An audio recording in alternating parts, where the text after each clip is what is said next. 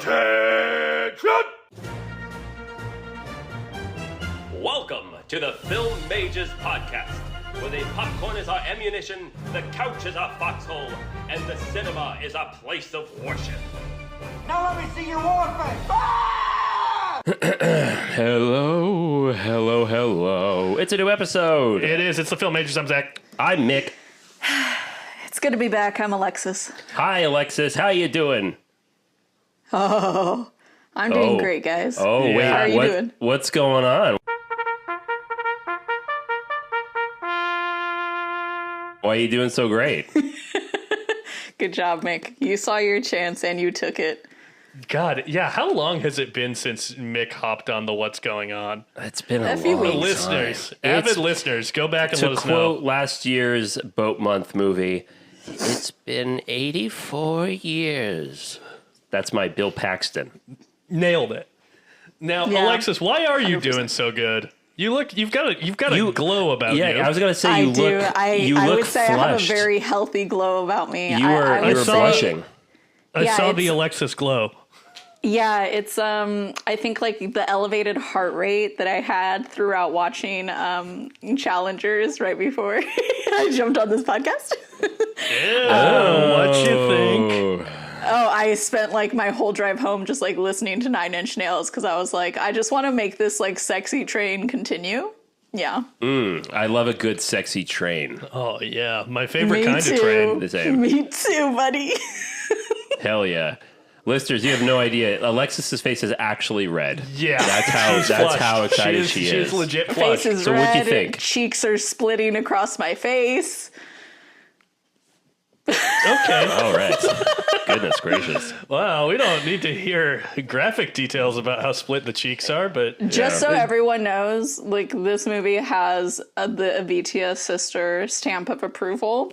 And it made me giggle like throughout. Like I don't know. They sure had an energy about them. Mike Feist and Josh O'Connor. Is it Josh O'Connell or Josh O'Connor? Now I'm confused because O'Connor, because Mick got it wrong. Who knows anymore? I know it's O'Connor.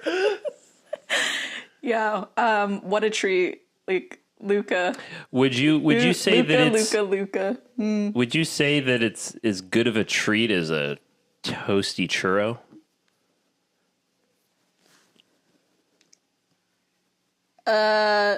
For those of you who don't know, there is a scene involving churros in this movie. Oh yeah, there is. And there is. I am amazed that neither of my co-hosts picked up on Oh, that. I thought you were just being racist. Because it's quite honestly one of, to be fair, Zach, with me, that's a fair assumption. But I'm Well- amazed neither of you picked that up. The churro scene was one of my favorites. Yeah. It was You know- so... My favorite part was how that scene like began with him pulling the seat like closer to him so that he was like almost like in the V of his legs. You know, Oh. like they're so close. you Yeah. know, this is ultimately it's a film about how you need to give your homie a little kiss to show him that you care. Yeah. Yeah. Just give him a little bite of your churro. Yeah. Sometimes in a movie, a churro is just a churro, and this is not one of those Yeah, movies. sometimes a churro is not just a churro. Sometimes conversations about tennis are not just conversations about tennis. In fact, they never are just about tennis. No. No. Yeah, no. This is a movie about if have one, why not the other? You know? Like why put yourself in a box like that? That's true. It's not gay when it's in the three-way. That's right. It's okay when it's in the three-way. The Yeah. score though, like Trent Reznor and whatever great. the other guy's name is, Atticus fucking Ross. crushed that shit. Oh my god. I love that score. They back-to-back years, two of my favorite scores of the year with Challengers, and last year the Teenage Mutant Ninja Turtles score, very good. They have the fucking sauce. Listen, they fucking crushed Well, the music you for know, Teenage Mutant Ninja if- Turtles. I don't know. if you Challengers is weren't- better. If you weren't born in 1998, you would have known they had the sauce before Teenage Mutant Ninja Turtles. But Alexis, I you'd digress. be happy to know that I have started listening to some Nine Inch Nails. So I'll report back as that journey continues. That is good music, I have to say. I remember they used Nine Inch Nails for the first trailer that dropped for the first Avengers film. And I remember thinking, like, this is a fucking banger of a song. Who is this? And I looked it up. And yes, and it's Nine Inch Nails. And ever since then, thanks to Joss Whedon and co. I can't believe I said that. That's so crazy. I do appreciate them as a group. Of Did neither of filmmakers. you guys play Rock Band or Guitar Hero? No, I played a little bit of Guitar Hero, but I wasn't cool enough. I didn't have a console at my home. Yeah. So it was only at sleepovers. Yeah, That I was wasn't cool enough. literally the only thing that I wanted. I wanted the Xbox just so that I could use Rock Band. That was it. That was my one thing. I got Rock Band, and then like a couple years later, I got Rock Band Beatles. Well, that was fascinating. So you liked Challengers? Yeah, I would say it's a safe guess. Alexis, put your clothes back on. God Alexis, damn it. my God. Jesus Christ. I actually think this might be like my favorite like movie of the year now. Like I was thinking about this as I walked up my walkway of my house, and I was thinking like, gosh, Dune 2 was just such a beautiful like work of cinema, but god damn it, I am juiced up right now, You love a horny film. I do. And you love a horny and toxic film, and this is both in fucking 1000%. spades. Yeah. Yes, there's so many people on the internet because like I've been seeing like discourse over this movie like all over TikTok and shit, and of course people like hate Tashi, and I'm like, sure, Tashi's not great, but that there's some great spice in the dynamic. I mean, because of her, because of the two, there's a lot to work with there. I don't know. Maybe I dig toxic relationships as well, because I have no problem with Tashi. Like, I have no problem with any of them. I think that Really? Tashi is... I'm here for everyone. My 2 cents, I think Tashi is the biggest tennis psycho out of all of them. Oh, for sure. But that's what they all need. Like, They it's need not the psycho. It's not good, but they all need that insane, competitive streak. And Yeah, it was it's sexy fun. as hell. I'm not gonna lie. It's fun. Them it's hot, and smiling it's at cool. each other at the end just because they knew that like that was the moment that they were really fucking playing tennis. I was like, because they finally were like, there's some real fucking stakes to it, in that moment. Oh my God, it was so great. That's when they fuck. I felt it. Well, fantastic. Have you guys seen any movies? Mick and I just got back from the movies fairly recently. Yes. Hold on. I have one more thing before we jump onto that. The friend that I mentioned that worked on Challengers sent me this tweet from Bald and Tennis Dowd. Mike faced stuns as Bratty Bottom, causing tension between his tops. Yes. And I think that's such a good review of that movie. Oh my God, send that to me, please. Also, I just love that as soon as the movie was over, I was like, Natalie, is tennis sexy? She was like, I don't know, should we start playing tennis? And I was like, oh my God, all the people who are going to be buying tennis rackets after this. No, literally. May thy racket chip and shatter. There we go. No, literally, Sloan, when we got out of the movie, she was like, should we start playing tennis? And I was like, I don't want to add that dynamic to our relationship. Hell yeah. It's gonna make things toxic. As soon as Natalie mentioned it, I was like, oh, Enrique will love that. Like, That's right. In Roommate. He'll want to play pairs. In Roommate, that's right. They love tennis. And Roommate did message me and confirmed he did enjoy Challengers. I'm sure. It's funny, when I saw Challengers, I thought of Alexis and the In Roommate. I was like, this is a movie that's going to go very well for them. It's in their zone. Yeah. For those who do not know, the end roommate used to play tennis in high school. So That's right. I didn't know that. Yeah. Oh, you didn't know that? I remember. Am I a bad friend? He told me he kept going. He kept leaving the apartment back when he lived here with like a tennis racket. Sometimes, like, holy fuck! Like, Enrique plays tennis. The roommate plays tennis. Now I'm the only one who has a fucked up. God damn it! Party Shit. foul. You know what? I'm not even going to continue. I just feel like a piece of shit. I saw the TV glow. I saw the TV glow. Yeah, it's a weird sentence to say, but that's the movie we saw. That is Jane true. Schoenbrunn, director of We're All Going to the World's Fair, which was my pick for our 2022 in review episode. This is their sophomore film, and I think that it was a similar dynamic to We're All Going to the World's Fair, where I really enjoyed it. I don't know if I enjoyed it quite as much as We're All Going to the World's Fair. Mick was a little more lukewarm on it. Yeah, I don't know if Schoenbrunn is my person yet. I preferred I Saw the TV Glow more than We're All Going to the World's Fair, though. I think it's more accessible, and I think that's partly why you don't like it, is because like its subtext is less.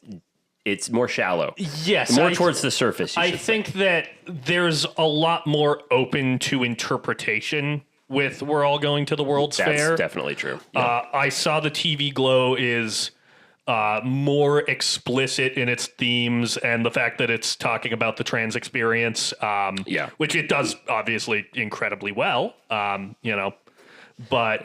I think that I did really love this movie. It's definitely in my top 5 of the year.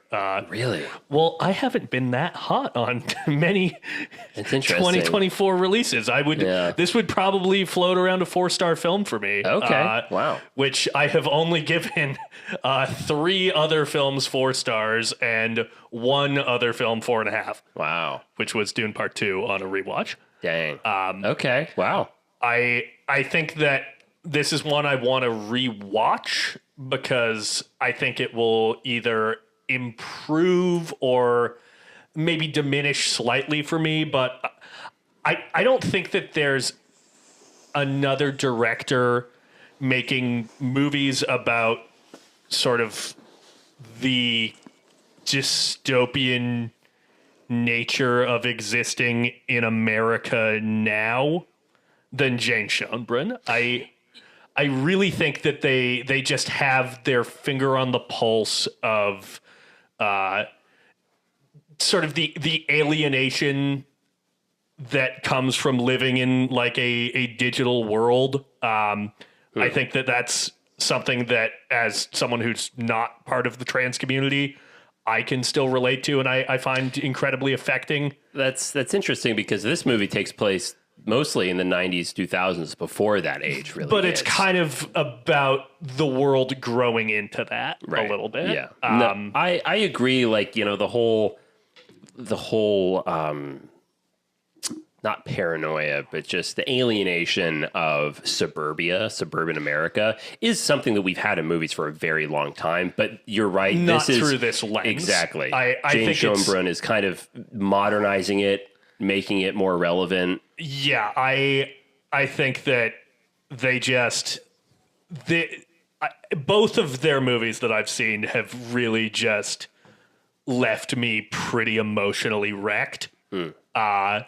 And like you were kind of chatting to me about the movie as we were out of the theater, and it took kind of a few minutes for me to kind of snap back into my body because I was still kind of processing what I had seen, which I think is the mark of a great film, because you want movies to make you feel something. Yeah.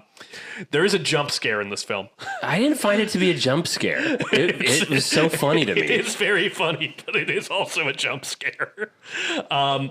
If you are a fan of the work of Tim Robinson, and you are a fan of the television show I Think You Should Leave, another piece of media that absolutely has its finger on the pulse of what it means to exist in our modern world. You may be familiar with Connor O'Malley, a man who is an absolute maniac. And check out his YouTube channel if you want to see like some really demented shit. Connor O'Malley had the most Connor O'Malley it's like intro in this film. Yeah, he has an intro moment that Mick laughed at and the theater laughed at. And I went, Yeah. Because I have seen a lot of Connor O'Malley's work, and I know what his arrival means. Yes. And every scene he was in, it was a well cast role. Yeah, no, for sure. Yeah, if as you like to say sometimes, like if I had to chart my enjoyment of the film, at the risk of sounding unsophisticated and unfeeling, when O'Malley showed up, I was, yeah, I'm liking this movie, and then it kept going. It's good. I'm appreciating. It's not really my thing, and then he comes back. Yeah, no, but I did like this existentialism of it. I think that was captured really well. The soundtrack is. There's some great songs. It's a fucking killer soundtrack. If you're a Phoebe Bridgers fan, go see it because she's in the movie. Yeah, very, very good. Oh, interesting. Yeah, we checked that out. It's good. We also watched another film together here at in the captain's quarters. What did we see? Oh, that's right. Yeah. Mick rewatched. And I watched for the first time, doing a little, extracurricular boat month exploration. Exactly. We watched Waterworld. Yes. Oh. Yeah.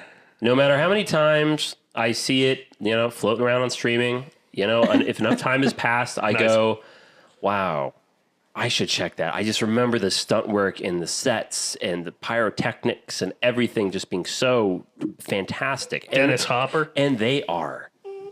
But the rest of it is a bit lame. Yeah, so I had caught like bits and pieces of Waterworld on TV growing up and had always kind of thought like, oh, I've heard the story that this is like a notorious big budget flop, but like looking at this, I mean, there's a lot of cool stuff going on. I saw the Waterworld live stunt show at Universal, which is great. Yeah, rocks. Catch it while you're in town. Yes, but yeah, the movie. I went in kind of thinking I might come out liking this thing. I might come out a Waterworld defender. It always does. That is a bad movie. Yeah. I do not care for the works of Kevin Costner. Never really have. Yeah, we decided watching it that it should have been Kurt Russell. Should have been Kurt Russell. Kurt Russell could have Absolutely made that movie. It's made not a very good better. script.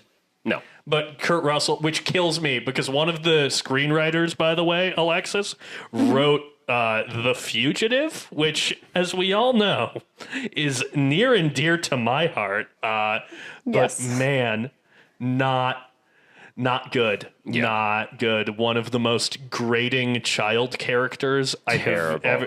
Listen, you hate to rag on a kid's performance because they're a kid.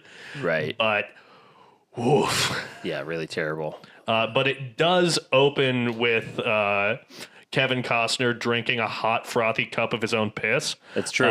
So that's how the film opens. That is not a joke. That is how we are introduced to Kevin Costner. So it's got that. Yeah.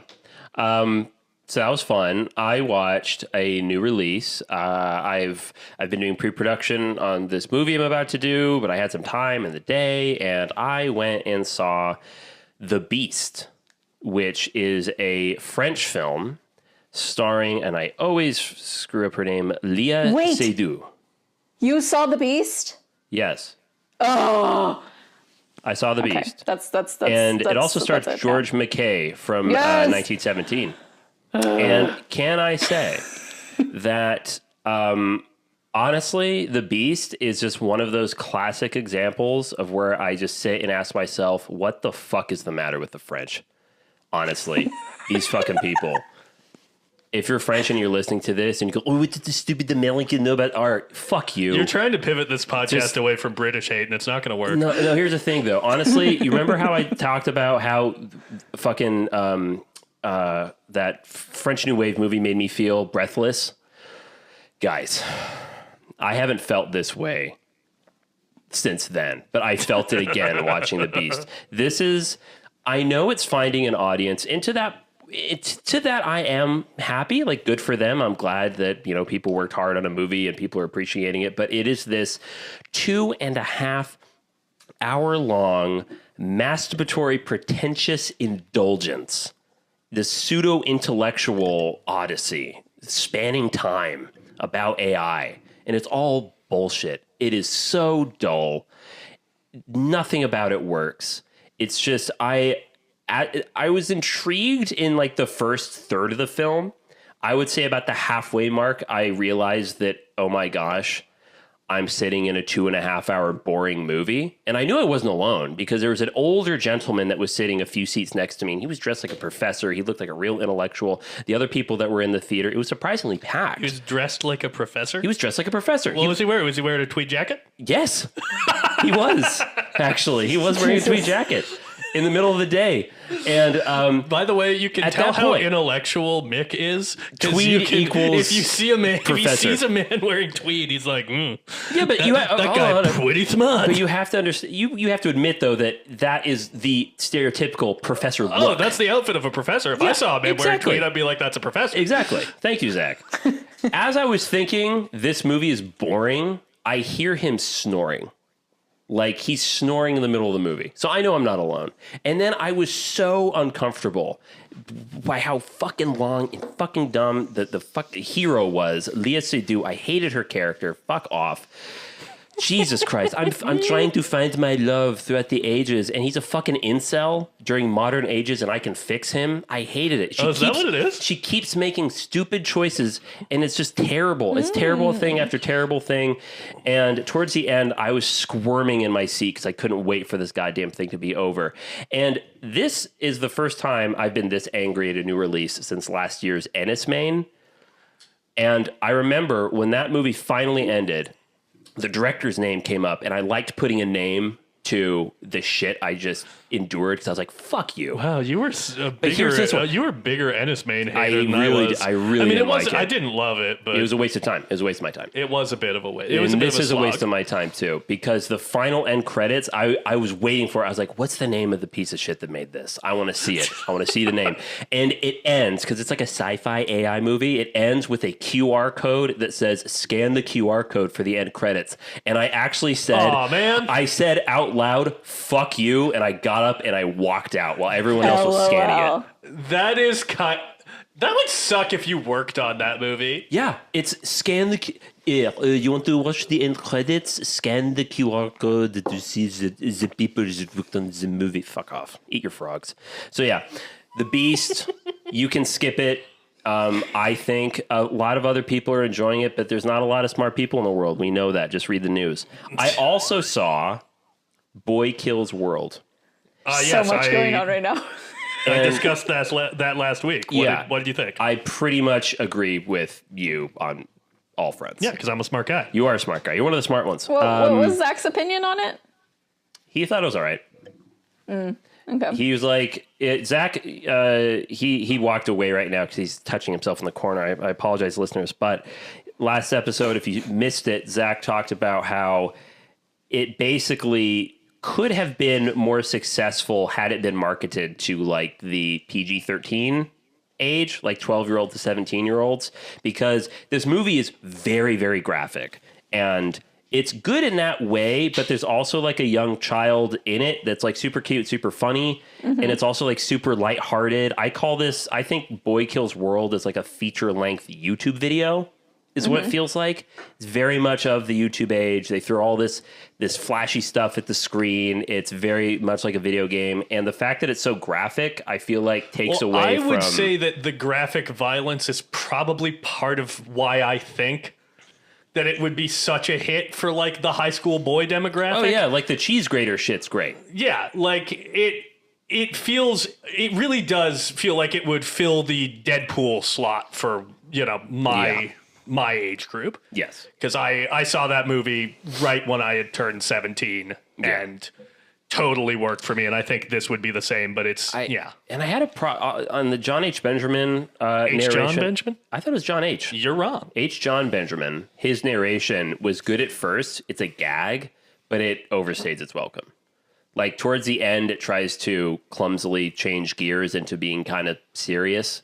Because it's kind of like The Culling, where every every like once a year they choose some citizens to just kill. Yeah, it's kind of similar to the Hunger Games. Yes. Or like a Hunger Games Running Man type scenario. And when the movie starts to get a bit more serious, H. John Benjamin just stops narrating the bits. I'm like, oh yeah, because I realize that this gag doesn't really work for this part of the movie. And honestly, they should have gone for it. I think so too. I think they should have gone goofier and funnier with it because it doesn't work for me as a more serious thing, which is why the final boss fight, I'm not going to go into details, the final boss fight did not work for me on a character level because I found myself not rooting for anyone at that point. Yeah, I tend to agree. I was like, yeah, well, if you watch the movie, you'll know what I mean, hopefully, but... Do you know what I've been finding incredibly interesting this entire conversation? What's that? The fucking... Is that a fishing boat? What are they doing? What is this, It's a Alaska? sailing boat. It's boat month. Yeah, we've got 6 hours of sailing playing on the television 6 behind hour us. 4K sailing. We thought you'd like it. We put something on the screen. It took me like literally 10 minutes to be like, oh, there's a boat in the background. That's why we got the 6 hour one, because we knew it might take a while. Yeah. So yes, happy boat month. Alexis is referring to our large television in our studio here that is just playing a guy and two other guys. Three gentlemen. Three tickets to Challengers, please. They're probably sailing their way to the local AMC. Yeah, it looks like a good time there on the high seas, Mick, doesn't it? did you just imply that these guys are banging on this sailboat? They're on a sailboat. Are they? I mean, if they're on a sailboat, why shouldn't they be banging? Exactly. It's only Okay. them. It's only them. Ahoy ye matey, How else will hoist they my pass mast. the time? How do you pass the time on sailboats, Zach? Never been on one. Neither have I, but, we can hope. It doesn't have to be a sailboat. Anything that is water-worthy, you can fuck on. Okay, once we launch a Patreon, we'll make it a goal to send the film majors on a sailboat and just see what happens. So, Mick, do you have any more thoughts? That's going to be a Netflix true crime documentary years later. Alexis will be the only one who comes back. It's going to be like Natalie Wood style. Nobody I knows, was but everybody literally gonna kind of knows. reference Natalie Everyone Wood. kinda knows. Yeah, it's basically, you could say that the film major's vessel is like the Marie Celeste. Anyways, do you have any more thoughts on Boy Kills World? No. Okay. Alexis, have you seen anything else? No, nothing at all. Really? Shall we hop out of what's going on? No.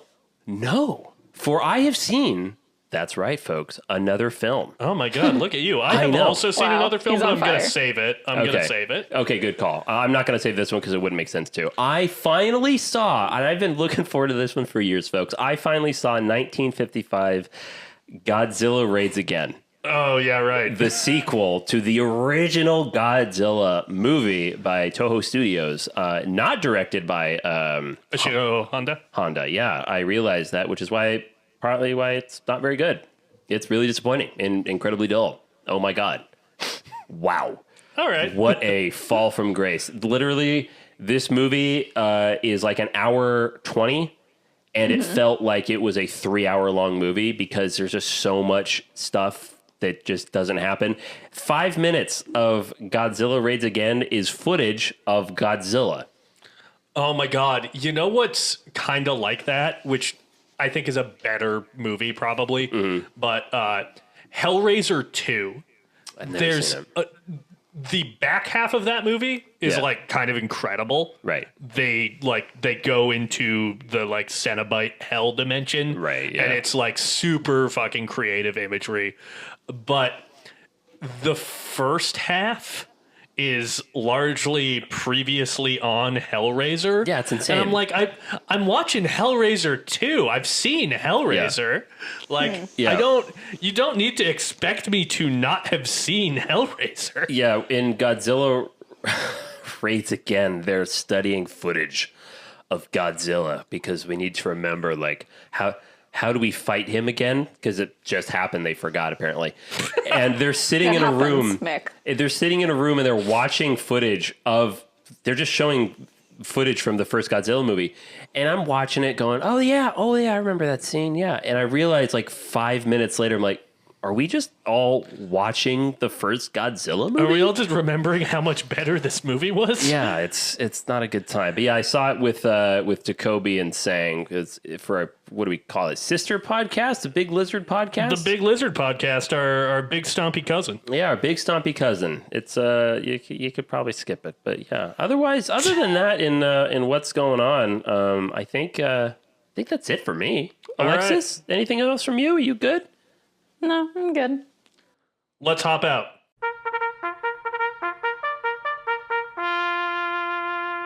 Side note, can I just say I am on such an opera kick for some reason. It's really helping me focus at work, but I think I'm starting to irritate my sister because she can hear it from my headphones.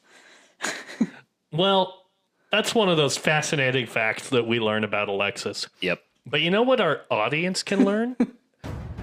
Do they see that coming out of the mist? What is that over there? So large and grand. Oh my god. My God, the carpentry, the craftsmanship. It's boat month, It baby. is boat month. It's still boat month. We're sailing barely towards us on the high seas. Guard spindles, we hit me in the face. Avast, dog. Slapping me like a wet dog. Ahoy. Oh, hooray. Ready to set sail? Oh, Hope so. Okay, so thank you for reminding me. Okay, so that clip, one of the first times I saw that clip was, you remember that like private submarine that went down very deep and then they imploded and a bunch of people died? Yes. So someone on Instagram, I wish I could give them credit, but they might not even want it, that what was the captain of this submarine like? And then it showed that clip of John C. Reilly just going, oh, hooray. Ready to set sail? Hope so. I wonder what happened. Well, listen, everyone, go watch Tim and Eric Awesome Show. Great job to see more Dr. Stephen Brule, who we've been invoking. That's what that John C. Reilly clip is from. Stephen Brule. Yeah, Dr. Stephen Yeah, Brule. I know Stephen Brule. Yeah. He's a good guy. Doctor. He's a doctor of Brule.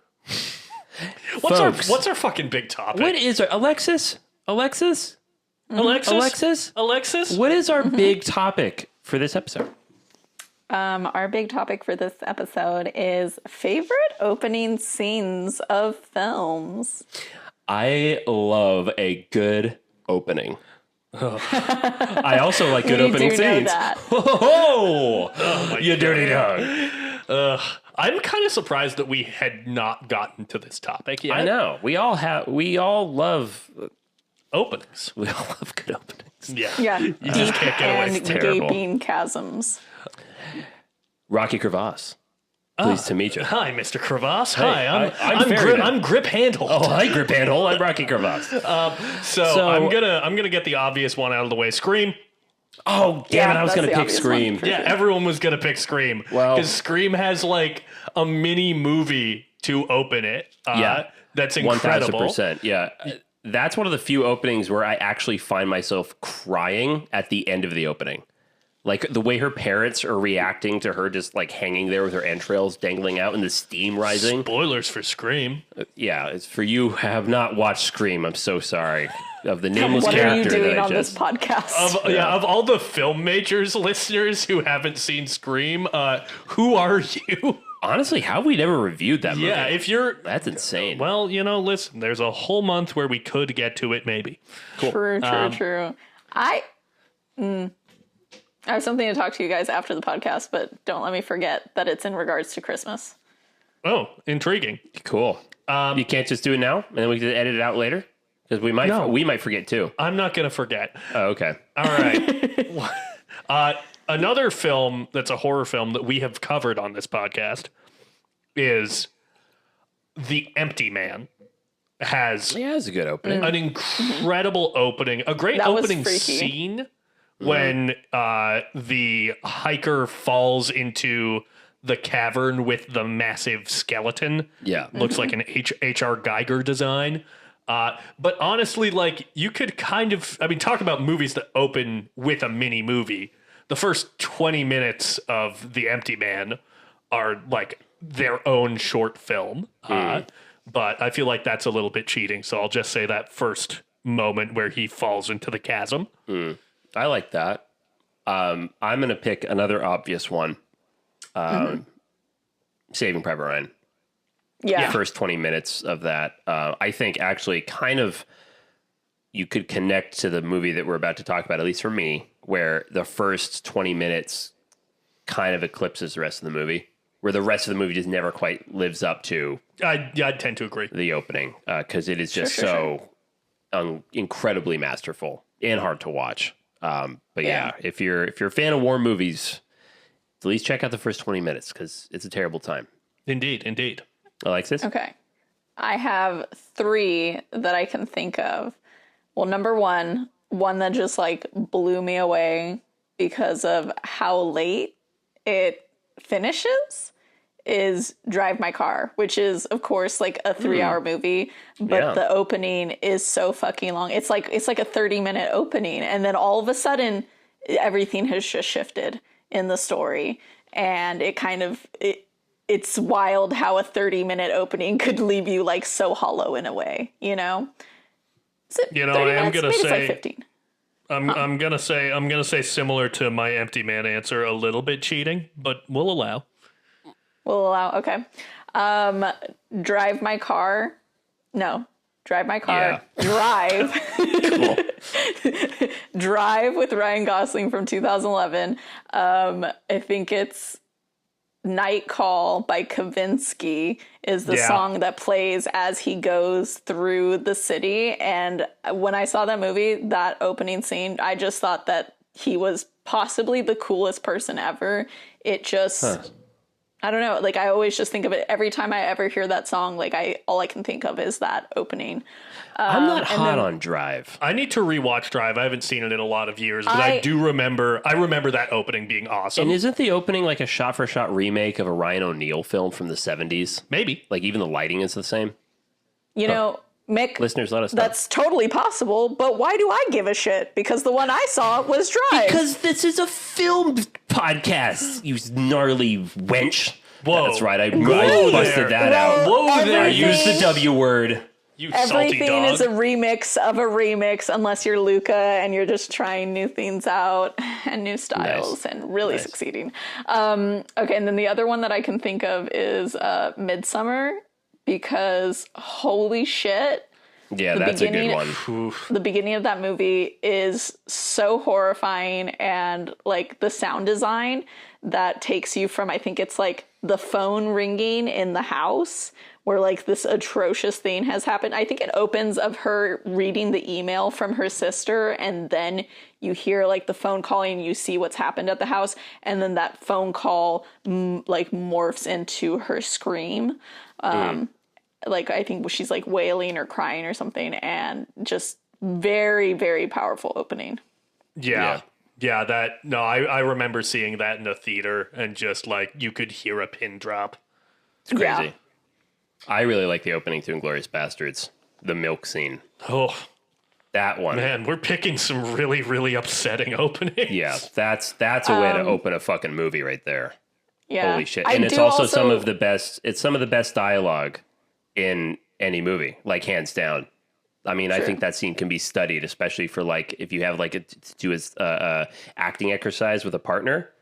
That's a great one. It's just, and because also that was the first time I think we all saw Christoph Waltz. That was the first time we saw Christoph Waltz, and we saw the power of his acting when he had that almost warm glow to him, and then mid shot, as Bob Richardson slowly dollies in, and you see his warmth just melt mid shot to just being a fucking Nazi SS officer when you are hiding enemies of the state under the floorboards. Just absolutely crazy. Yeah. Such a strong opening.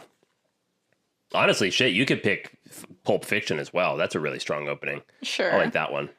I also have a transition whenever we're ready for that too. All right. Well, I'm going to rattle off at least a couple more. One being, you know what's just a strong fucking opening scene is the opening of Zodiac. Yeah. Going from that like insane dolly shot tracking across all the houses to when The fireworks and shit. Yeah, when she picks up the guy she's taking to the lover's lane and culminating in the first killings that we see. That scene's kind of ruined that song for me. I cannot hear I just think, hurdy-gurdy, murder. man. Yeah, that bookends that movie. Like that song, which I should have brought up during Best Needle Drops.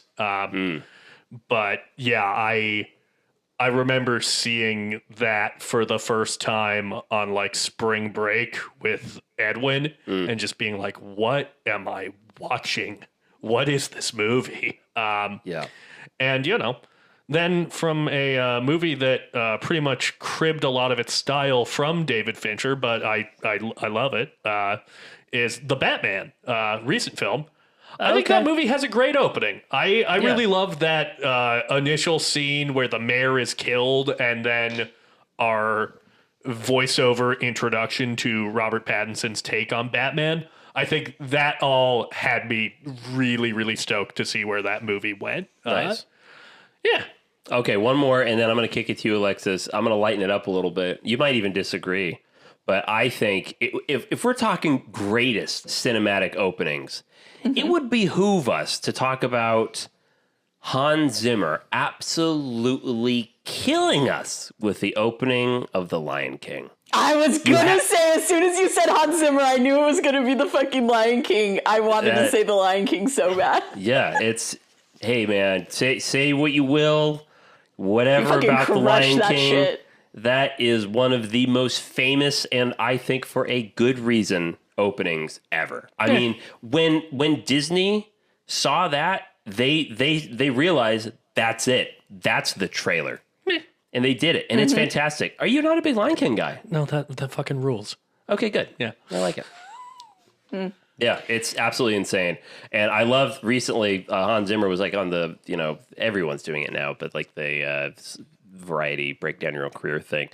And he was talking about how, his father died at a very young age, and he wrote all of that music as kind of like a dedication to how he would feel if he got to see him one more time, and all of that crazy music that Hans Zimmer did for The Lion King is very, very personal to him because it represents his relationship with his dad that he never really got to say goodbye to at a very similar age as Simba in that story. And then he said, and then they went and ruined it by making it a musical.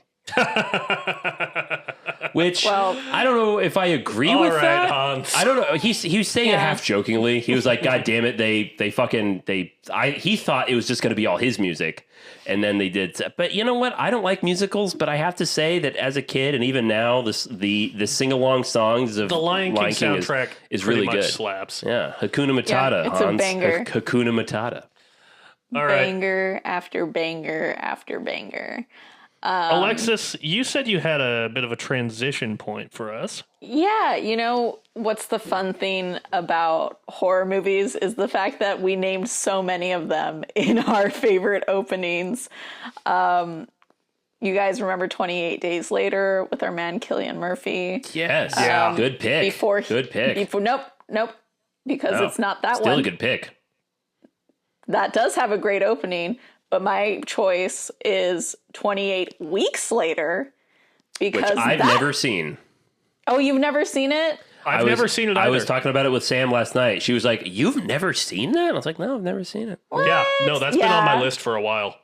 Yeah, that was like one of those movies that was like kind of in rotation for like me and my sister. We love 28 Days Later, love 28 Weeks Later. Well, I wouldn't say like we love 28 Weeks Later. I would definitely like say that it's the weaker movie of the two, It is the weaker film because it's 28 weeks Shut later. the fuck up. Oh my God. I'm here all night, folks. As opposed to it's more of the dayer of the films. I get it. Shut the fuck And up. it's going to be a year of film Shut the too. fuck up. But I would definitely say that like the opening kind of almost the opening's so good that it eclipses the fact that the rest of the movie just kind of doesn't live up to what you really want from it. And I think that that is the perfect transition for the movie that we're going to talk about today. Honestly, that's an unfortunate transition because I actually was looking forward to 28 Days Later, and now I know that, well, it all goes downhill after the first scene. That's okay. 28 days later. Weeks later. 28 weeks later. Right. And I wouldn't say that it's like a horrible movie or anything. I quite like it, but it definitely it's kind of doesn't always pass the so what test a little bit.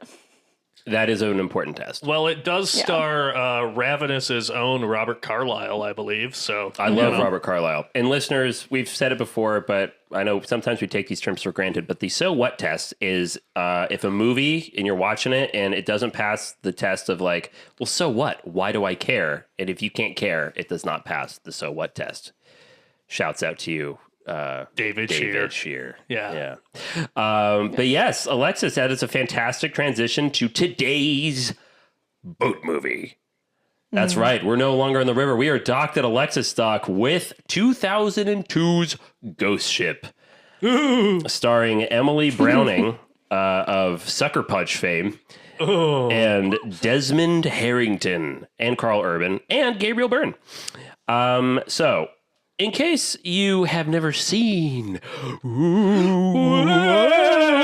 Ghost Ship, this is the plot synopsis according to Google.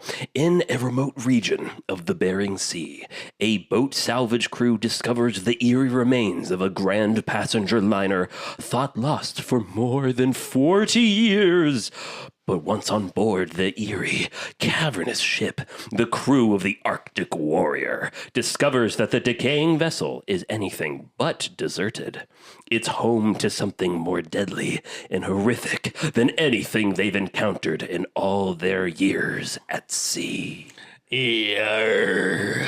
So, Alexis, I picked Ghost Ship for you. Because I know this is a movie that you like. This is a movie that I would never have seen if it wasn't for you, Alexis. You showed me this movie. So yeah, what does Ghost Ship mean to y'all? What's that all about, huh? You know, I do actually have a fun little story for you guys. This came out in 2002. I was in the second grade, maybe like going into the third grade, possibly. And so this movie was kind of like anytime it popped up on TV, me and my sister would definitely try to catch it. So like 2003, 2004, we were watching it quite a bit. Fifth grade year, right? There's this playground. I went to Catholic school, right? And there's a playground. And by the time you get to fifth grade, like none of the upper grade kids are using the fucking playground anymore. But me and my bestie, Christina, we loved Ghost Ship. And we were like, we should reenact this movie. And the thing is that we were going to a Catholic school and the antagonist of this movie is the devil, or the devil's like ferryman, you know, some sort of, perhaps, you know, well, spoilers, maybe. Spoilers, I don't know about that. Spoilers for who the bad guy is. We never would have guessed it was Jake Ferryman. Hi, Jake Ferryman. Nice to meet you. How you doing, Jake Ferryman? Jake Paul Ferryman. Ocean. Nice. Yes. And somebody, I don't know who the fuck it was, some fucking snitch ratted us out to a teacher, and we actually got banned from playing on the playground set that literally no one was playing on anymore because we're all too old and too cool apparently to play on the playground sets. But we were doing basically like a fucking play, and they're out here smashing our goddamn creativity because, oh, we're being demonic. One of the coolest things you can be. Yeah. Yeah. Especially on a playground. Hey, you know, you heard it first. I did it first. Nice. And you can take that to the sea bank. Yeah. Take that to the grave. Take that to your higher power. Tell me, what does this movie mean for you guys? Isn't this your guys' first watch? No. As I said, Alexis, you showed me this movie. Did I? But yeah, she doesn't remember that. Zach, take it away. This was my first watch of Ghost Ship, although several times over I have been shown the opening scene of Ghost Ship, which is amazing. Yes, it is. Like all fucking timer, great shit. Yeah. So Zach, why don't you describe it for us? Okay, so what occurs in the opening of Ghost Ship is we see our titular ghost ship before it was a ghost ship, back in the 1950s, 1960s. Yeah. And you've got this lovely ballroom. You've got your cruise lounge singer. Everyone's just having a delightful, classy evening. And they're all out on the dance floor on the top deck dancing. And then a cable comes loose. And within seconds, it snaps and goes taut and goes through the entire crowd, bisecting all of them, save for a young girl and the ship's captain who she is dancing with, who leans down to protect her. She looks up at him to see if he's all right, and wouldn't you know it, a gash appears in the middle of his mouth, and the top half of his head just falls right off. So within the opening couple of minutes of this movie, we've wiped out about 80 people on this boat in just truly gruesome, ghoulish fashion. It's very Final Destination. Yeah, I know. I was style. talking to Edwin this week about Ghost Ship, and I was like, the opening scene of Ghost Ship Final Destination would be jealous. I've only seen one of the Final Destination movies. Same. I've only seen the first one. I really think You've I could get only- into those. Yeah. Okay, really well, Final Destination did come out in 2000, and I've seen, I would say, I think the first 5 movies. I think there's been maybe like 1 or 2 after that, but I've saw all of them. Me and my sister, those were another one of the ones that me and my sister just absolutely fucking loved. I would watch clips of those on YouTube as a kid because I same. wasn't allowed to watch horror movies. But this is far afield from Ghost Ship. That was actually the first time I saw the opening to Ghost Ship was from one of those YouTube clips. Ah, there we are. That's how I discovered it initially. Well, anyways, this was my first viewing of Ghost Ship. And, for the opening, I'd say maybe 10 to 15 minutes, I was fairly in. It's got a great setup. We've got this tugboat crew with Gabriel Byrne of The Usual Suspects and Hereditary fame. Captain Sean Murphy. Yeah, and we've got Karl Urban and his crew, and As they're Munder. Really, his name is Munder. not as cool. Yes. But they're approached by this guy, Jake Ferryman, who I did crack Jack. up as... is it Jack? It's Jack. It is Jack Ferryman. I was a little drunk when I watched this, which does help. But Yeah. when he showed up, I watched this with Jacoby, and I was like, I wonder if Jack Ferryman's intentions are on the level. He's a good guy. But yeah, they go out to this abandoned freighter, which they have heard about, and they board it, and the set design is incredible. And then it just... Did you say abandoned freighter? Excuse me, abandoned It's a cruise liner. Thank you. Oh my God. I was just saying a boat name. It's the Antonio Graza. Anyways, they board it. It's got like legitimately pretty incredible set design. And then the movie just kind of spins its wheels for a while. It's got a few fun moments. There's a bit where a guy gets thrown down an elevator shaft, which is kind of fun. There's a bit where a guy gets burned alive. But ultimately it never really reaches the heights of its opening. It never becomes that shocking or gruesome again. Yeah. But it was 91 minutes and I had a decently fun time. That's true. It doesn't overstay its welcome, really. It's No. nice and it's in that butter zone of 90 minutes. Yeah, it's As it should the be. place where many a horror movie should live. Yes. So again, Alexis, she doesn't remember this. She was very drunk at the time, but she did show me Ghost Ship for the first time. It's year the way was to this? watch it. It's the way to watch it. It is the way to watch it. I think it was this was when you were living in LA. It was at one night in the troll hole we threw Ghost Ship on. But so a few times since that has happened, I have tried to watch Ghost Ship, and my relationship to Ghost Ship is very similar to my relationship to Waterworld, in the sense that I always remember it being better than it is. And as I watch it, I'm initially excited, going, wait, no, this could be the time. This viewing, this is when I'm going to enjoy it. And then the rest of the movie happens, and I am disappointed, and I feel sad.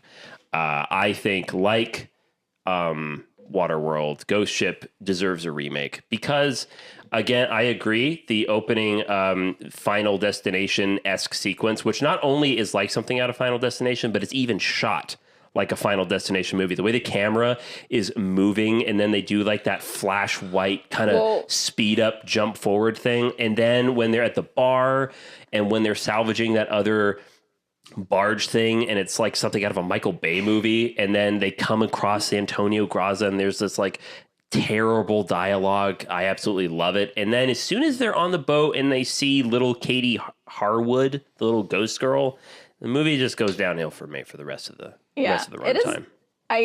I do love the whole little connection to Final Destination, because if you think about it, the premise is very, very similar, because like a lot of the times in Final Destination, you will get like a little like aside to see what kind of like vessel is about to fuck somebody's shit up, and you see some sort of a power. Obviously in Final Destination, we know that death is, coming for everybody. Jack Ferryman. And so, obviously there's kind of the same vehicle is driving that scene forward in the beginning of Ghost Ship as well.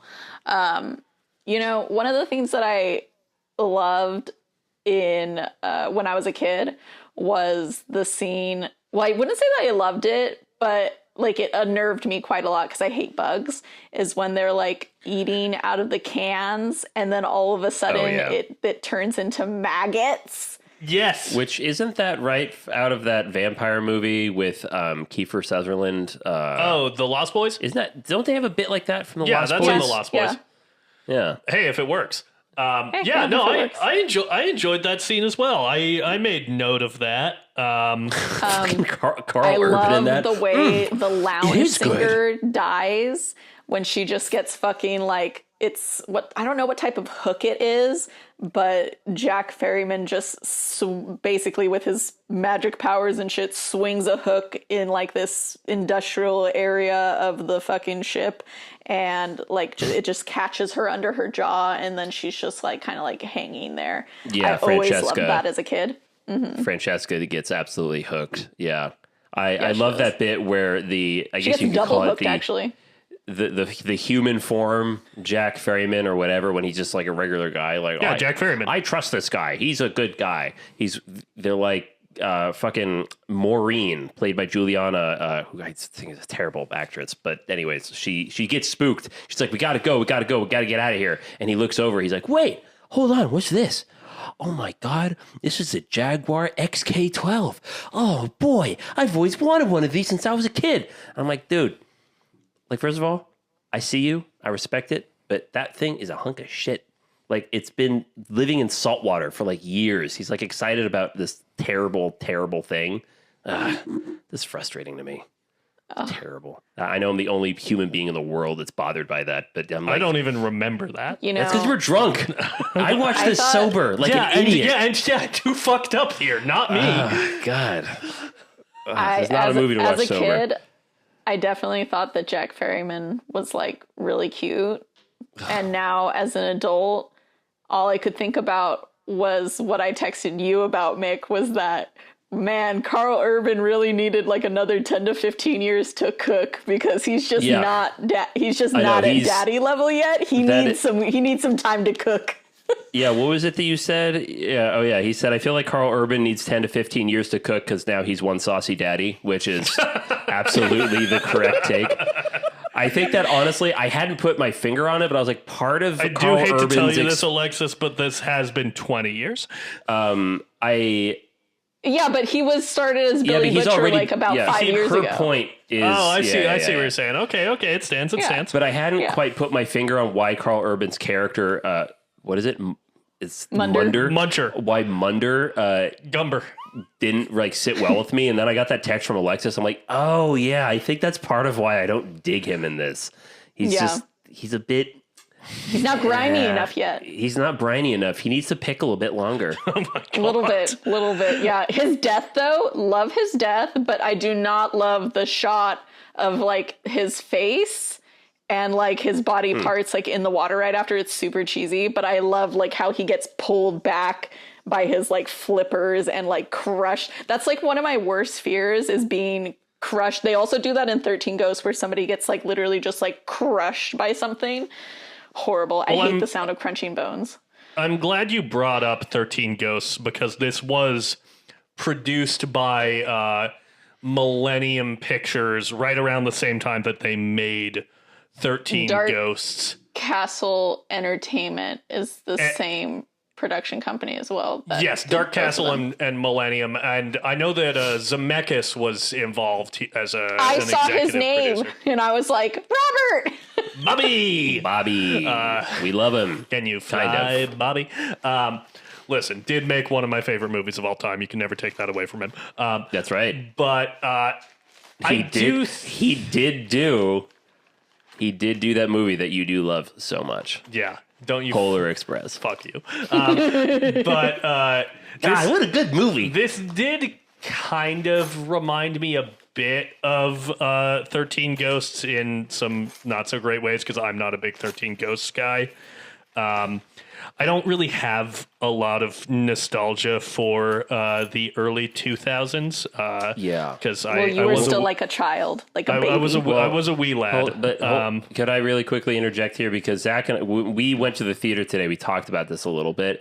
See, Alexis, I'm much closer to your age. I think you're older than me by 6 months, something like that. 6 months, yeah. We're more of the age. And I also, like Zach, have no nostalgia for this era. The music, the films, there's something about it where it just feels like American culture just bottomed out. But I will say that this was the golden age of marrying CGI and practical effects. Yes.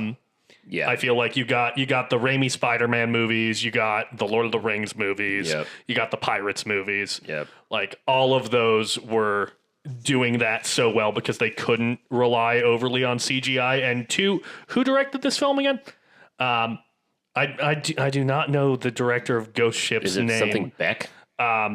But Munder Johnson, Munder Jack Ferryman, directed. Oh my God, I was right. It's Steve Beck. Yeah, Steve Beck. I will say to his credit, he was very insistent on using practical effects wherever possible and having like bigatures of the boat built. Oh, cool! I didn't know that. Yeah, all of the shots of the boat. That's a real boat. They went out and captured images of the water so that they could use that as reference for their VFX. Oh, cool. Because they were like, it's a static object. It'll just be easier for us to shoot a real one and it will sell better. So they're correct. I admire. I watched 30 minutes of the making of Ghost Ship today. Good for you. I will say that, I don't think this movie totally comes together. I think there was a lot of care and craft put into this.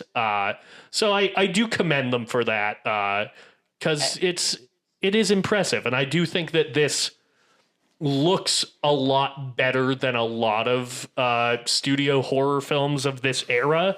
Because of that insistence on going practical whenever possible instead of relying on VFX that, one, I don't think ever really works as well in a horror movie as practical effects. And two, would not have been there at the time. So I think that there's less, not to say that there's none, but there's less kind of chonky CGI than in some other films of the era. I hate it when they say that audiences aren't going to care about that because we do care about doing things practically. It makes a really big difference. Alexis, you were going to say something? Neither of you were allowed to watch horror movies as children? No. Nothing crazy. So I think some things that were more like tailored for my age. I guess it's a soft way of saying no. So then, like, what were like the first horror movies that you guys like saw that made you realize, like, oh, I think like horror is a genre I really like? Ooh, James Wan for me. He was the one that finally got me into it. Like Insidious and The Conjuring. When I finally saw those in theaters in high school, I went, oh, okay, so horror is for me. Yeah, I think I had kind of a slow burn to horror getting... Yeah. I didn't like it as a kid. More, yeah, I was compelled by it as a kid, but I wasn't like... Yes. Seeking it out. Same. But I was always like, oh my God. Yeah, see, that's the thing. When I went to my local VHS place, I would see the poster for Dead Alive. I went, oh my God, that looks like something I want to watch. But no, I'm too scared. And I would always look at the back of the VHS box and look at the grisly pictures. And I remember thinking, my young brain going, no, I'm not ready for that. And I would put it back. Dead Alive, is that the one where they're in the video game? No, it's also called Brain Dead. It's a Peter Jackson movie. There's a poster of it in our apartment. It's the one where New Line watched it and went, that guy. That guy should make Lord of the Rings. That's the guy who should make Lord of the Rings. Yeah, I think that for me, I saw Bram Stoker's Dracula pretty early in high school. High and class. Really enjoyed that. And then I saw The Babadook. Okay. Which I like really fucked me up.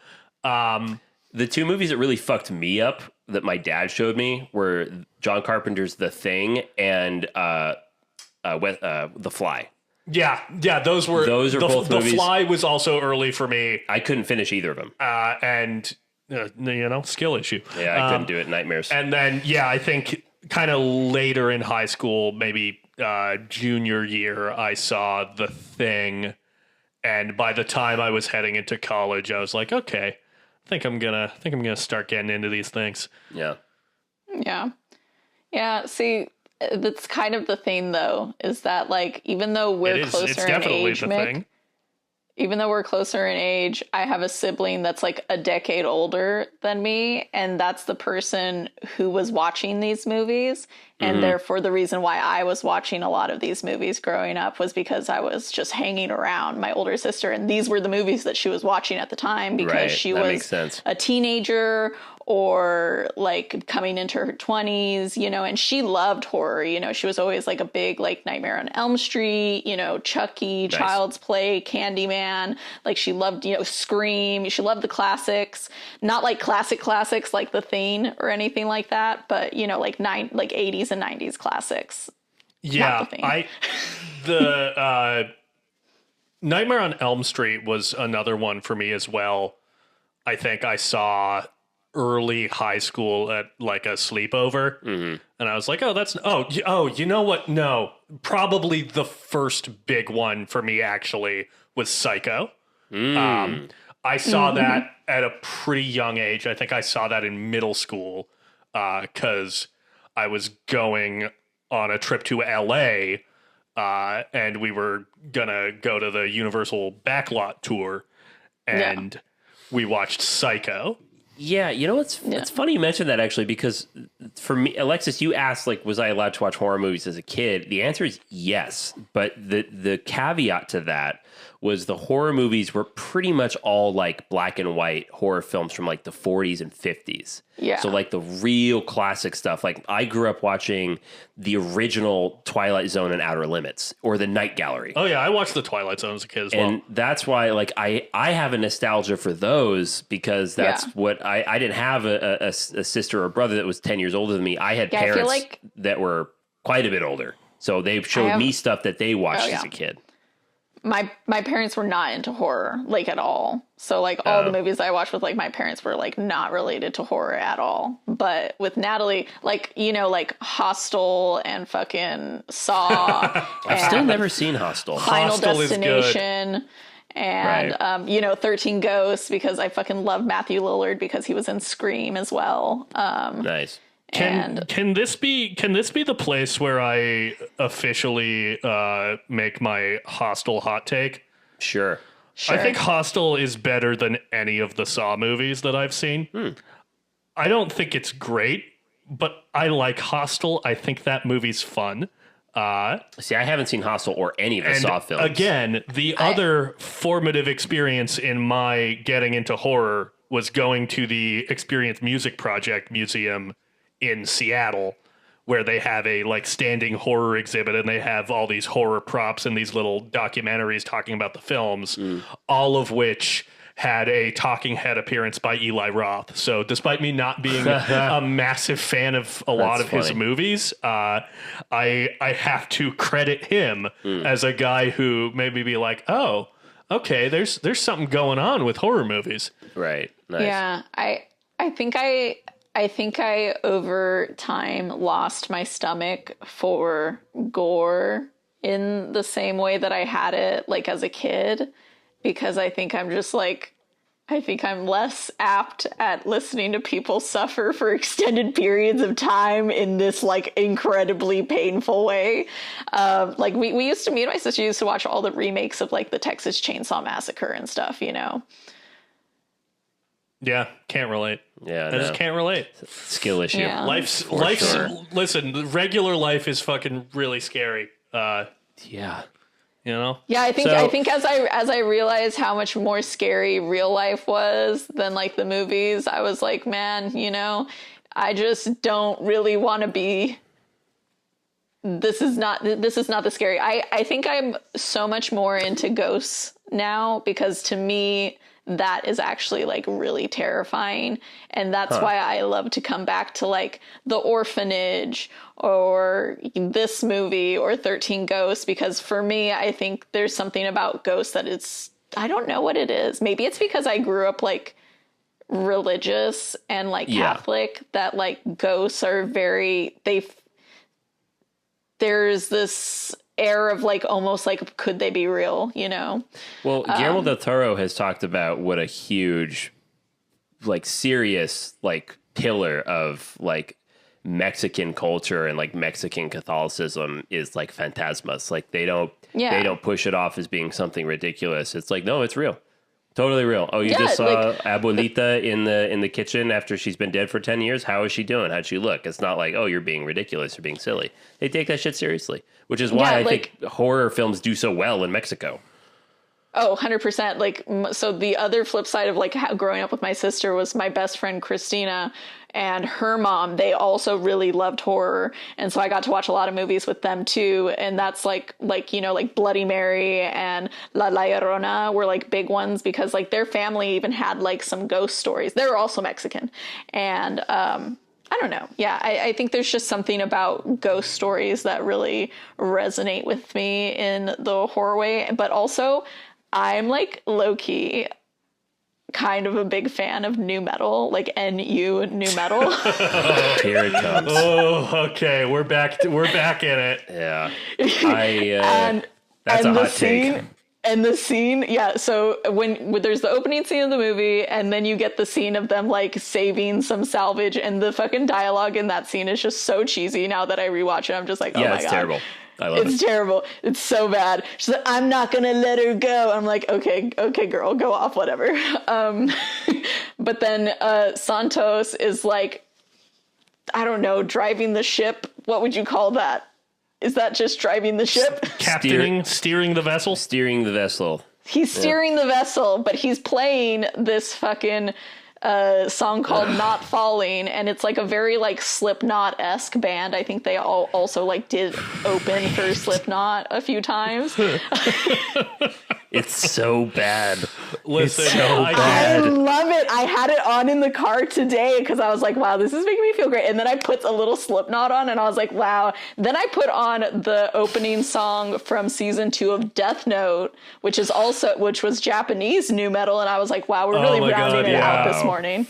Fuck. That's the only anime I've seen all the way through, so I know what you're talking about there. You understood that reference. Yes. Wow. Wow. Yes. Yeah, I have to say, Alexis, rewatching it for this episode, the nu metal is what really makes me go, this movie should so badly be remade just to get rid of this. And it's funny that that's something that you like. Oh, that's like part of my favorite, like my favorite bit about it for some reason. And also like during the flashback scene, there's this like weirdly kind of cheesy, almost sexy music playing, and I'm like, Yep. it's an interesting juxtaposition from the 1960s, but not quite sure of its place in it. But I quite enjoy it personally. I mean, okay. If I'm being completely honest with you, again, something that does not work for me in this movie is, as I put in my review, the pungent American schlock and cheese that this movie has, which is so much a staple of this era of horror films. But there is a weird part of me that is like morbidly charmed by it. Like, holy shit. I'm almost like how it's an morbidly artifact. charmed. It's an artifact of a bygone It is era. of its age. Yeah, in a way, it's like, wow. It's almost, I think, part of the joy It's I get from it. anthropological. It's anthropological, I guess, but like part of it for me is just being kind of happy that we're no longer at that age anymore. We're past That's it. gonna be- We got that it out should of our be my- system. That should be my next review of Ghost Ship. Is it's anthropological, it's of its age. When we look back in Yes. 50 years on 2002, we'll throw this movie on and say, this was cinema. Yeah, I mean, that's not a bad take. I mean, honestly, just this is a very definitive, like, It's really funny that the at least one other 2002 film we've covered on this podcast is Spider-Man, which is like timeless. Super timeless. Yeah. You know what's another really good one, though, I think from 2002 is Bend It Like Beckham. And that was another, like, I almost wish I had chosen that for Comedy Month. There's so many good choices to be made all the time. That's the power of cinema right there, folks. You're listening to Alexis dealing with the struggle that we have every time we do an episode. Is by God, there's just so much we could do. There's a lot of cinema, but you know what? We're going to do this podcast till we're fucking dead. So, Yeah, which is in how many 15 more 10, episodes? 9, 8. Yeah, I definitely noticed the new metal because I'm. It's always fun to read notes that I took when you were drunk. when I was a little drunk. What do you say? Because I definitely noticed the new metal because I noted early on, careful guys, the captain is too extreme. Yeah, for real. I I'm also like, where are my notes? wrote in the bit where Gabriel Byrne says a ship like that could be worth $1 million. I wrote a ship like that could be worth $1 million ghost bucks. So my head was that's where that bit started. Yeah, no, it's how many ghost bucks do I do like that this movie has doubloons in it. Yes. Big old bars of gold. And I will also say that it is better than the other film that I watched this week, which is Death Ship. I watched a 1980 film called Death Ship, which has almost the same poster as this. Yeah. And is based on loosely the same real life event where a cruise ship, an Italian cruise ship got crashed into and went missing. Something like that. I don't know. Anyways, this is better than Death Ship because Death Ship also loves to spin its wheels and be boring, but it doesn't have the decency to have a kick-ass opening, which again, Ghost Ship, I will say personally, if you're a horror fan, Ghost Ship is a recommend from me because the opening to this movie is so good and it gets in and out, and those little twinges of cheese, they are frustrating, but they're also funny. I could not be mad watching Ghost Ship drunk. I could be mad watching it sober, but I wouldn't do that to myself. Do a great drinking game to this film, I'm sure. Also in my notes, because I did actually take notes during this movie, I said Gabriel really giving his whole bussy to this script. Wow. Yeah, well, I watched the behind the scenes, and he's apparently a pretty big horror movie fan. He said during the commentary, and I quote, "I like spooky films." Word, dude. Word. I love to hear in a cryptic Irishman's accent. Okay, so really quickly, I think Gabriel Byrne as Captain Sean Murphy is Captain Sean Murphy. At least for the first half of the film, because then his character doesn't really get anything to do. But for the first half, I really like it, and he has some of my favorite lines in it.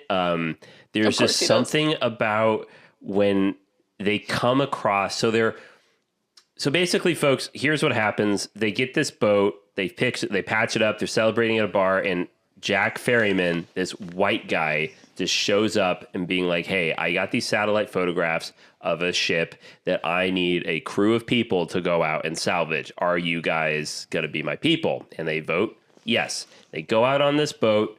The Arctic Warrior is their tugboat, and in its darkness, and that's the scene that Alexis was talking about where they're listening to new metal and it was all terrible. Where the captain's extreme. The captain's very extreme. And then out of the darkness, suddenly they come across the Antonia Graza, which is a big, not a freighter, but a cruise ship. And I love how I honestly, as I said, I was kind of like in the moment rewatching it. And I went, Jesus Christ. Like if I was in that moment, that's what I would say. And then Ron Eldred's character Dodge goes, Jesus Christ. And I knew that I was in it and I was feeling this film.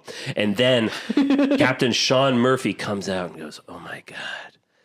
Yeah, the Italians, like they couldn't make the fast cruise liners, so they made these floating art palaces. And there's something about floating art palace that I'm just adding to my lexicon now, and I'm just going to use it as much as I can. It's so Mick-coded. I had that thought too when he said that. It's so coded in Mick. And you had sent me something earlier this week when you watched the movie about that scene. And then I heard this man say that out loud. And I was like, that whole phrase was just so Mick-coded. Yeah. Yes, it absolutely is. And what's even more Mick-coded is later, after they go onto the vessel and they realize that, like, oh, there's no one here. And of course, Ron Eldred, who plays Dodge, he's just kind of fucking around. And Gabriel Byrne, Captain Sean Murphy, he's not having it because this is no laughing matter. And he tells them the story about the famous Marie Celeste, which is a real boat. This happened in history, and I'm familiar with the story, and I like that he busts this out. But he's joking about it. Dodge, he ain't taking this seriously. Yeah, Captain, you're an old sea dog. Nah, whatever. What do you know? And Captain Sean Murphy, he's very serious. He goes, hey, I've seen things you can never even imagine. And then he looks down, and he goes, in maritime history, there's a lot of Marie Celestes.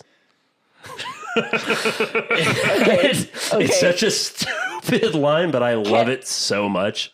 Can I just make a note that I think the real reason that the rest of the movie doesn't work for you is because your self-insert character is gone? I think, honestly, I think that might partly be it, because when he ends up getting to his storyline where he meets the captain, the ghost captain, and he's just being kind of like titillated, tempted with a drink, because Captain Sean Murphy, he's a recovering alcoholic. That's why when we meet him at the bar, I don't touch the stuff. He doesn't drink with his crew. He celebrates with them, but he doesn't drink. And his storyline. Well, also, what's kind of frustrating about it is he kind of has the most interesting sideline. Like, this movie does like the 2000s haunted house thing where at a certain point, all the characters just kind of like split up, and then they all get their own like separate storylines of how they're experiencing it. I did make a note about how fucking Scooby-Doo it was, where the gang splits up to look for clues. Yeah, and I don't like that, because it now makes the movie unfocused, and now suddenly there's 5 subpar storylines that I'm having to follow instead of just one subpar one, which is good enough for me. And he's talking to like the captain, the dead captain, and he tells him how, this is after they've discovered the gold, which is very intriguing. Again, what I like about this movie is that there's a lot of good stuff that I think is squandered, but they find all this gold, and the captain's like, oh, yes, 2 days before we went missing, we came across this other abandoned ship. And, Sean Murphy, who, in all of maritime history, there's a lot of Marie Celeste. He goes, oh my God, that boat, that famous boat that's gone missing, that's incredible. And they're like, yes, that's where we found the gold. And there was no survivors? No. There was one survivor. And then before we find out who it is, we don't know. They cut to something stupid. But then later we find out who it is. It's weirdly Jack Ferryman. Jack Ferryman? But his storyline, Sean Murphy, he's the only one that's like Old Man Jenkins. He's the only one who's like still trying to like figure out the mystery of this. And I'm kind of disappointed that it's all just about like, is he going to drink? Is he not? But he's the one actually doing investigating into the one thing I find remotely interesting about the movie. So I think in a way, yes, I think the movie just spends too much time with silly bullshit. You want to spend more time with the salty sea dog. Yes. I'm so sorry, but I laughed so hard when Isaiah Washington's character is like sitting there, like, you know, looking at a picture of his fiance, diddling on the piano or whatever, and then he starts to hear the Francesca's little siren song, and I think what he says is sexiest voice I've ever heard. What the fuck? And then he also says, you can't cheat on your fiance with a dead girl. Yeah. Yeah. So bold. I think I said that out loud. I was like, that's a bold statement. Yeah. Oh, honestly, Isaiah Thomas has some of the best lines. Like after she like undoes her dress and she's walking over, like, doesn't he just go titties? I don't know. Something Yeah, like he that. does. He says that. He just says titties like out loud. I'm like, yeah, my man. But yeah, so Isaiah, this might be a weird gripe, but so yeah, Greer, played by Isaiah Washington. I like Isaiah Washington. It's always nice to see him in a movie. He's playing someone who's very, very faithful to his fiance, to the point of like in the very beginning where they're voting on whether or not they should try to salvage this mystery ship. He's like, you know what? I don't know. We've been at sea for a while and I have a life to get back to. I have a lovely fiance. We keep hearing about this fucking fiance. And then we finally get that picture that Alexis, you talked about of the fiance. Oh, I know exactly what your gripe is because it's mine and too. he's always like, oh yeah, and I can't cheat. I got a fiance. And then we get a picture of the fiance and I'm like, is that a guy in makeup? Like What? I'm just like, that's an ugly ass woman. I'm sorry. That is an ugly ass woman. Oh my God. I did not That's so notice fucked up. this. Y'all That's are so bad. That's because you were wearing But beer goggles. what's so funny you were like, is also- fucker. That was my same reaction though when he showed right. the picture. I was like, Yes, "Who the Cecile. fuck is that?" I was like, "Is that who's engaged to Isaiah Washington?" I know. But then I was Hey, like, you "That can was do an so much better, unkind bro." thought, Alexis. That was fucked up." I don't know. She looked good to me. All right. Wow. Yeah, Zach was ready to go down bad on. I was ready to set sail. You were ready to set sail. But yeah, I also. Go ahead. No, you go ahead. Oh, I was gonna. So another bit, like when he officially, because he's starting to drink like this old ass like champagne, right? And you know, he's, as you said, he's fingering the piano. LOL. And you know, Francesca's, you know, a siren song, and he's starting to serenade him. And we keep like getting cut away to other scenes, so we keep coming back to him in the ballroom. And he's just fingering that piano. And then I love it how she's like kind of walking around him and like caressing him, and suddenly everything around him like starts to change. It's almost very like The Shining-esque, where you see glimpses as to what the boat used to look like. Oh, the lead actress of this said that this was sort of like The Shining meets Dead Calm, and I was like, this is not Interesting. like That's an The interesting Shining. take. Yeah. But I love the line where Isaiah Washington, he just kind of goes, all right, so I'm kind of fucked up. So I'm going to go along with this. That's it. I just like how he announces that I'm fucked up and I'm going to go along with it, which is because we begin to see him do stupid things because he's one of the smartest characters. Like we kind of trust him. And I like that he has that line to just remind So the that we audience. know. Well, hey, the reason he's doing this is because he's fucked up. Me, I've never done anything dumb when I'm fucked up. No. We're above that. But yeah, course. I find this whole storyline that there was a lot there that was kind of intriguing, and then also like the other salvagers that were on there that were all stuck in that hatch Laundry that room. just come. Yeah, the laundry room that just kind of just billows out, and we first get a glimpse of that when Karl Urban's Munder, Munder and Dodge, they're looking around for clues. And Munder and Dodge, weeknights They on find a NBC. digital watch. Yes, they find the digital watch, and that's real. I think that's a cool bit. Like that's in a horror film, that's very intriguing. And Yeah. I think it's Munder that's like, "Hey, Dodge, look at this." He goes, "Huh, you found a watch. Nice work, bro." It's like, dude, no, it's a digital watch. Like on an ancient yeah, lost it's like, ship. dude, I think I would enjoy this movie more if they didn't go the whole dumb meathead route that was just so prevalent in this era. Yeah. If they were a bit more intelligent, if they were a bit more professional, I would have bought into this a lot more. And as I told Zach earlier in the car, you can give me all of that new metal 2000s era, like schlock in terms of editing or whatever, and I could still palate it. See, it's just you when you say combine it with schlock. all of this. You say schlock and I see It's a Yiddish term. tasty. All right. All right. Do we have anything else on Ghost Ship? I mean, Yeah, Alexis? because you guys keep talking about this schlocky new metal, but as soon as it comes back in at the end, I'm like, ooh, baby, I'm ready to go. Exactly. Alexis It's is giving like, the same I got energy. you for 3 minutes. 3 minutes of playtime. Hey, Freak Show! You're going nowhere. See, if the captain had told Sean Murphy that, Yeah, if the captain was Bonesaw McGraw, oh, totally love it. what are you doing up there?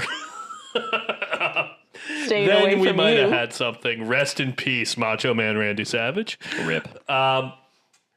Well, I guess my final thoughts on Ghost Ship, I'd like to turn it over to Steve Beck, our director, who said, ghost movies can be pretty scary and interesting and smart. And that's what we're trying to do with this movie. Okay, that's so funny because one of my notes was just, I love a cheesy spirit ascension because literally between like, I would say like 1998 to like 2003 were some of the most just heinous spirit ascension scenes because it was all CGI, but it was all like the turn of the century, like bad CGI. And it just like totally throws off the whole vibe of like trying to close out the emotional core of whatever you've tried to put together here, you know? That's what I would call schlocky, is the fucking spirit ascension. Which is a shame because the VFX and set design teams on this also worked on Moulin Rouge and the Matrix films. Dang. These are Maybe it very was a rush competent job. professionals. I imagine that there was not a ton of time to work on Ghost Ship, and you know what? It did still Maybe come time out or money. broadly looking pretty good in my opinion. I mean, I'm just honestly the ending. I'm just happy to Sets were know great. where I'm happy to know where the Aurora Borealis comes from. yeah, Didn't know that's where they comes it's from. about a bajillion ghost bucks. Just a bunch of ghost bucks flying in the sky with their spirits so high. Yeah. Wow. Yeah, I would Wow. say Well- my party. Sorry, go ahead. Well, thank you guys so much for watching this movie with me. It means a lot Yes. to me for you guys to share things from my childhood sometimes. Yes, You know, it was a pleasure. I am glad to have seen Ghost Ship. I enjoyed Ghost Ship. I don't think it's great, but No. I think that it could be somewhere down the line an entry into spooky season. Yeah. It's I think it's just squeaked by as being good enough where I feel comfortable putting my stamp of approval on it. So, you know, if you wanna have a fun schlocky time for 90 or so minutes with your friends, you don't have to pay incredibly close attention to it. I would recommend Ghost Ship. I think it's a fun watch. Yeah, I would say my parting thoughts. Don't do it sober. That's No, for sure. No. Yeah, don't drive and drink. But if you're gonna watch Ghost Ship, drink. I think that's a good way to go. Again, Hollywood, if you're listening, if you're gonna do a remake, do it correctly. But yeah, it's definitely a product of its time. It is charming and awful, and it's all in its own ways. Yeah, I really think the Ghost Ship is very much, you know, the Prince of Persia, the Sands of Time of boat movies, where it's like you see it and you're like, oh, I should revisit that. Like, that looks like harmless fun. And then you watch it, you're like, oh, yeah, all right. Well, The fun has harmed me. the Yeah. fun has just touched me. I in don't very violating agree. ways. I'll be one of the first people to say, and I literally had this conversation with my sister in the car today, that Ghost Ship is not a great movie. But god damn it, do we fucking love it. If it's on, we'll fucking watch it. And you know what? That is the fairest goddamn thing I've ever heard. I salute you, Alexis. This was, I think, a good boat month pick. All right. But unfortunately, we're done at sea. Are we going back into the harbor? We're going back into the harbor, and we're going to go back upriver. We're going back upriver? What's up there? Well, folks, here's what we're going to do. Not only are we going to go back upriver, but we're going to turn. Ooh, we got another Prince of Persia reference. We're going to go ahead and upturn that little dial there. We're going to go turning to the back the sands of time. We're Oh going my back God. to the sands of time. Wow. To Wow. 1951. John Huston's The African Queen. Starring the endlessly charming Humphrey Bogart and the incomparable Katharine Hepburn. Catherine Hepburn. Yes. I've always wanted to see this movie. It's a classic. Yeah, I'm quite fond of it. It's I think in terms of boat movies, it's required viewing. Absolutely. In fact, Christopher McQuarrie just did a review of it. Excellent. Well, trust McHugh. Yeah, you can find it on Pluto TV, or you can rent it wherever you like to rent your movies. Wow. Well, I have a feeling I know what's going to happen immediately once we stop recording. At least for me. Well, that's where you can find The African Queen. If you'd like to find us, the Film Majors, you can find us on Instagram, Threads, Blue Sky, and I'm pretty confident that by the time this episode is out, we should have our TikTok back up and running. Tight. That will also be Film Majors Pod. Let's get it back up before it gets banned. Yeah. Let's get a little bit of that sweet engagement on TikTok. That's right. Yeah. And so go ahead and follow us as well on Spotify for all our Spotify listeners. Give us a review. Give us a review. Write in something. Give us a rating. Share us with your friends. It helps us in the algorithm. And if you want to share some more of your thoughts on what some of your favorite boat films, ghost films, or ghost boat films are, you can email us at filmmagerspod@gmail.com. And with that, we're casting off. Arr.